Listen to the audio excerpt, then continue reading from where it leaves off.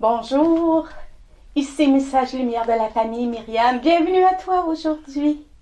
C'est de la Russie qu'on vient t'offrir un petit partage de la parole de Dieu. Et l'évangile d'aujourd'hui, selon Saint Matthieu, nous met en garde contre la vanité. En ce temps-là, Jésus s'adressait aux foules et à ses disciples et il déclara: les scribes et les pharisiens enseignent dans la chair de Moïse. Donc tout ce qu'ils peuvent vous dire, faites-le et observez-le. Mais n'agissez pas d'après leurs actes, car ils disent et ne font pas. Ils attachent de pesants fardeaux difficiles à porter. Ils en chargent les épaules des gens, mais eux-mêmes ne veulent pas les remuer du doigt. Toutes leurs actions, ils les font pour être remarqués des gens.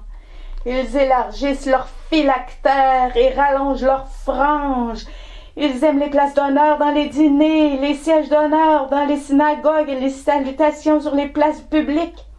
Ils aiment recevoir des gens le titre de rabbi. Pour vous, ne vous faites pas donner le titre de rabbi, car vous n'avez qu'un seul maître pour vous enseigner et vous êtes tous frères. Ne donnez à personne sur terre le nom de Père, car vous n'avez qu'un seul Père, celui qui est aux cieux. Ne vous faites pas non plus donner le titre de Maître, car vous n'avez qu'un seul Maître, le Christ. Le plus grand parmi vous sera votre serviteur. Qui s'élèvera sera abaissé, qui s'abaissera sera élevé. C'est une belle leçon d'humilité et c'est une bonne mise en garde contre notre vanité. Ça peut arriver que ça nous reprenne. Aujourd'hui, je voudrais surtout vous partager le trésor de l'Église de l'Est.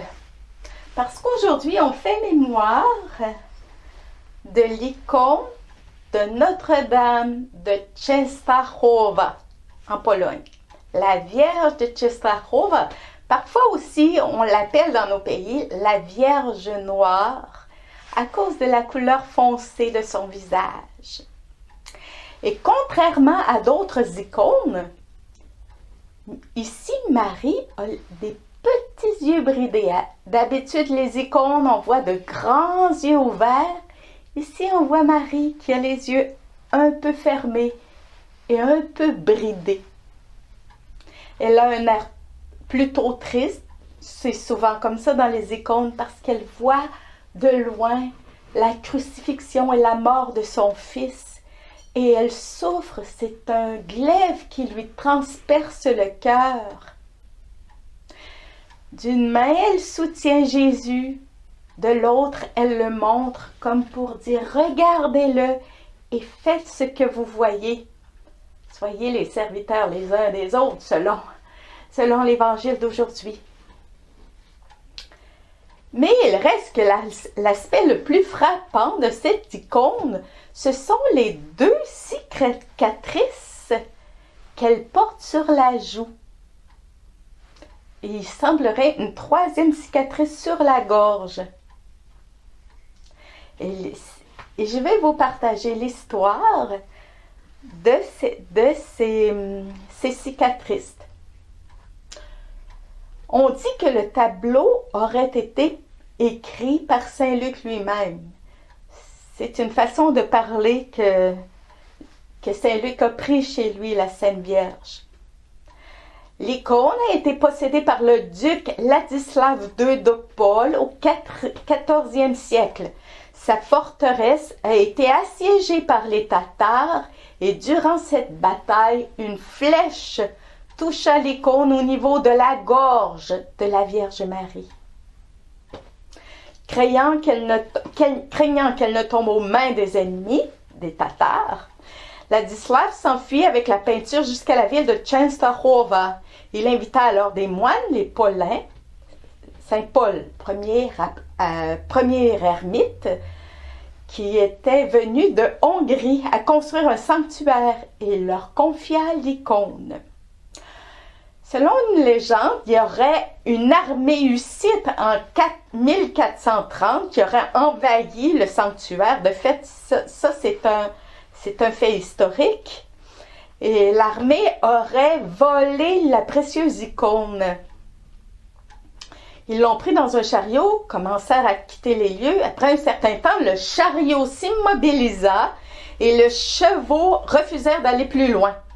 Les Hussites, c'est-à-dire c'est une secte protestante, jetèrent le tableau par terre et l'un des soldats frappa par 2 fois avec son épée l'icône en la marquant sur la joue. C'est l'histoire des 2 cicatrices. La Vierge Noire ensuite fut récupérée et à nouveau placée dans l'église du sanctuaire. On dit aussi qu'au fil des années, plusieurs artistes tentèrent de réparer, de restaurer ces cicatrices, mais la tentative échoua.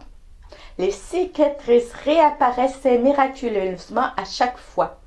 Et les artistes décidèrent donc d'abandonner en reconnaissant que c'est Marie qui voulait garder ses cicatrices.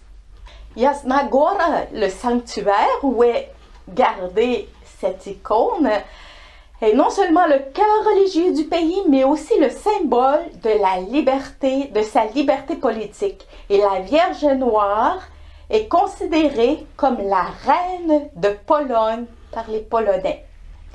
C'est pourquoi il y a toujours de nombreux pèlerins à Jasna Gora. En Pologne, il y a une tradition. Une copie de cette icône traverse la Pologne, toute la Pologne, à tous les 7 ans, tous les diocèses, toutes les paroisses, tous les 7 ans. L'icône pèlerine est très vénérée. Les gens se déplacent de partout par centaines, parfois par milliers. Et souvent, les chrétiens n'hésitent pas à se mettre à genoux dans la neige ou dans la boue pour honorer leur reine. Et moi, j'ai vu ça moi-même de mes propres yeux. Quelqu'un qui s'était mis à genoux devant l'icône dans la boue. On m'a raconté qu'à l'époque communiste, ces rassemblements, à cause de la Vierge pèlerine, n'avaient rien pour plaire au gouvernement. Pour faire cesser ce mouvement, on est allé jusqu'à voler l'icône. Cela aurait dû mettre un frein à la ferveur des Polonais. Mais non. Au lieu d'arrêter les foules, elles se rassemblaient encore plus nombreuses autour du cadre vide, sans l'icône. Les fidèles voulaient soutenir leur mère emprisonnée qui ne pouvait plus visiter son peuple librement. Il n'y avait rien pour arrêter la foi du peuple polonais. Même le vol a servi à faire grandir la vénération populaire pour la Vierge Noire, la mère et la reine de Pologne. Marie est mère. C'est Jésus lui-même qui l'a faite notre mère quand il a dit sur la croix « Voici ta mère ».